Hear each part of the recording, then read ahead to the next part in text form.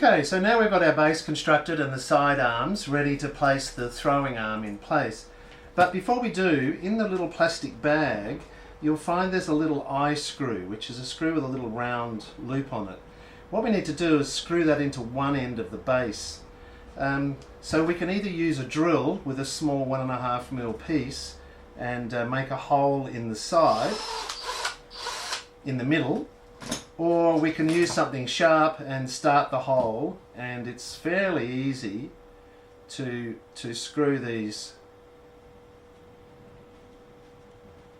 in place. So we can just screw that up, and what we end up with is that, which is where we attach the connecting piece to make the catch for the throwing arm. So that's done. What we need now is the carbon rod, and it's got a couple of rubber stoppers on it, and the throwing arm. So this is really easy. We just take one of the stoppers off, we place it halfway, or we place it through the hole. Now the trick here is the throwing arm has a catch on it, on this end here. At the moment it's pointing down, which is no good, so I need to flip it over, because what happens is we have a string that comes up here with a catch to catch that throwing arm at that point. I hope you can see that on the video.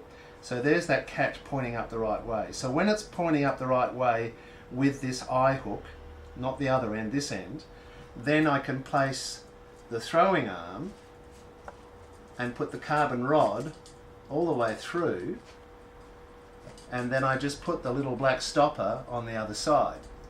Now this doesn't have to be all sort of lined up and all symmetrical and things at this stage, because we can move this and we want to change the distance and all sorts of things.